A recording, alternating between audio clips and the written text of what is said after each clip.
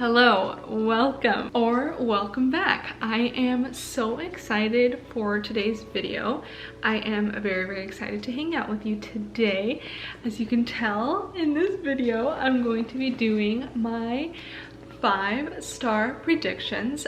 I have 6 books here that I predict will be 5 stars. So 5 stars, obviously it's only handed to a certain amount of books. There's this feeling that you feel in your heart during reading the book. Oh, why did I say that so weird? While you're reading the book and after you're reading the book, you feel like you literally just feel it like right here in your heart. And you don't feel like that with all books. You can really like some books, like it can be like a 5 point or a 4.5, 4.75, like it can be almost a 5, but if it doesn't, you know, make this area feel a certain thing, then it's not it. It's not a 5-star. So the first book that I predict will be a 5-star. Let me not drag this on. When COVID hit and I got my senior year ruined, I decided, why not read Twilight? I spent my entire quarantine pandemic time on TikTok, so then naturally I started finding books on TikTok. And the very first book that I found was A Little Life. I literally saw this girl bawling her eyes out. She was like, I don't remember if she was saying that she hated the book or loved the book, but she was just saying that this book made her feel so many emotions, and I immediately bought it on Amazon. Now, I literally read like maybe 2 to 3 pages, maybe 5, but for whatever reason, I just stopped. Later on, as I ended up finding more books, like The Midnight Library, It Ends With Us, more other popular books, I ended up just reading those type of books and never went to this book. And I'm glad. Whenever I find people talk about this book, they talk about how it completely destroys them. Some people absolutely despise this book because it talks about every possible trigger that you can have. It talks about it in this book. And so either they're like, I absolutely despise this book, like don't ever read it, or they're like, this was the most beautiful masterpiece I have ever read. And every one of those people who have read this book are like, please be in the mindset. So 2020, when COVID happened, now to 2023, I still have not read this book because I'm not mentally ready, but I just know, like, I love watching people's reviews on TikTok where they talk about this book. I eat it up. Like, I just love hearing people rave about this book, but I'm just not ready. But I just know this book is going to mess me up. I would love to do a reading vlog to this book, you know, really just put myself crying out there on the internet. Why not? Destiny Sidwell, I love her. She's one of my favorite booktubers. She recently reread the story and I trust her reviews more than anyone, and if she says it's good too, that's how you know it's good. 4 college classmates broke adrift and viewed only by their friendship and ambition as they move to New York in search of fame and fortune. While their relationships, which are tinged by addiction, success, and pride, deepen over the decades, the men are held together by their devotion to the brilliant and dramatic Jude, a man scarred by an unspeakable childhood trauma. Kara's stunning novel is about the families we are born into and those that we make for ourselves. Now to the second book, which is Crying in H Mart by Michelle Zauner. This is actually a memoir. I love memoirs and I love books that make me feel lots of feelings, and I believe that this book is going to do that, and I think I'm going to rate this book a 5-star. Let me read you just a little bit of the synopsis. Okay, so it says, when Michelle Zauner was in her mid-20s, working as a waitress and struggling to launch her music career in Philadelphia, she got a call that her mother was ill. She put her life on hold and flew home to Eugene, Oregon, to be with her mother through the final excruciating months of her battle with cancer. This is Zauner's seemingly candid coming-of-age story of growing apart from and then back together with her Korean identity. With humor and heart, she tells of growing up Asian American, straining to meet her mother's expectations, moving across the country, and returning home to reckon with grief. If anything is going to make you cry, it's thinking about the loss of your mother. and your father, your parents, your guardians.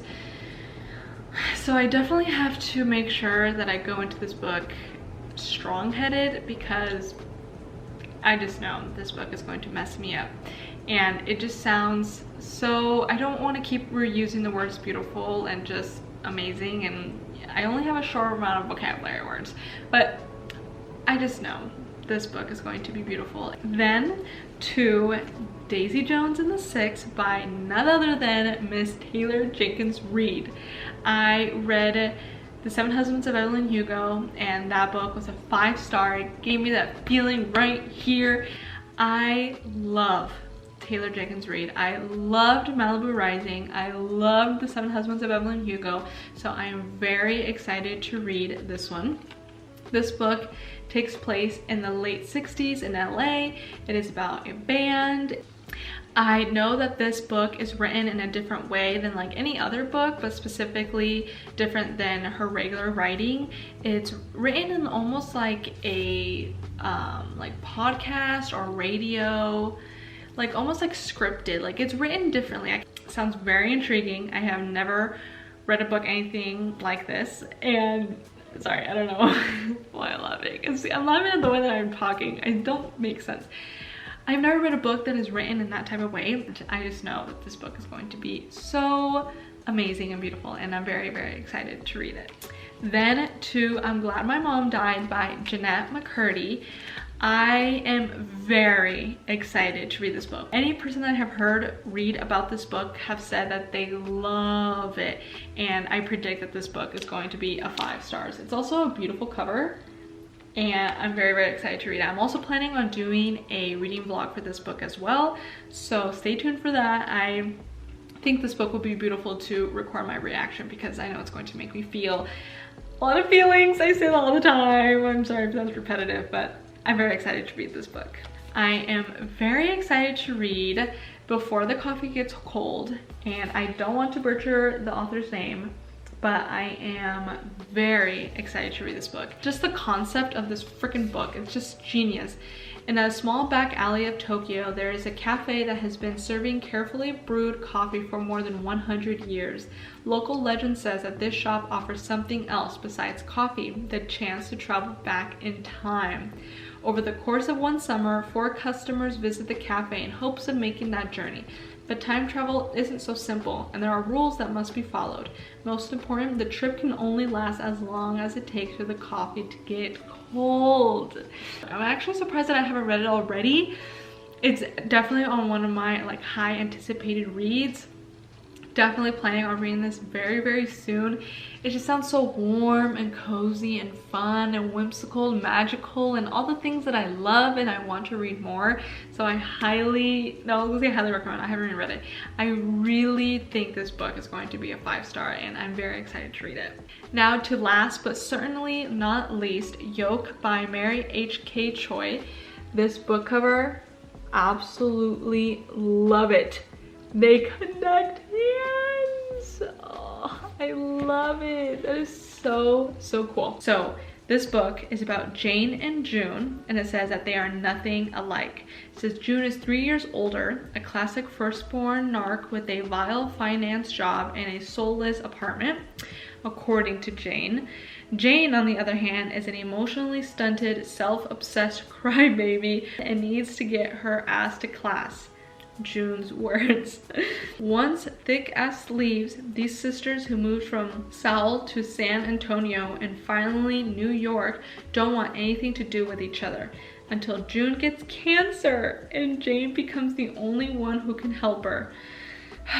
Flung together by sickness and bound by family secrets, will the sisters learn more about themselves and each other than they're willing to confront?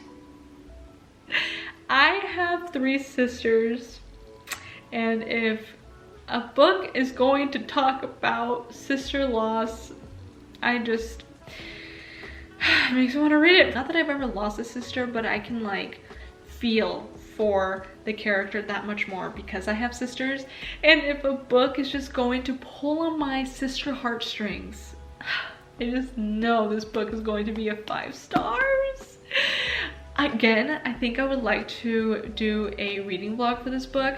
For whatever reason, like if a book is going to make me cry, I'm like, maybe I can record it and put it on the internet. Like maybe that'd be fun. I just know that June and Jane are just going to change my life. It just sounds so beautiful and I'm very excited to read this book. And that is all of the books that I predict will be 5 stars. These books, man, books are like your friends, but the 5-star books, they're like your BFFs. And I just have a feeling that these books are going to be my best friends. And I'm so excited to read these books. I love reading.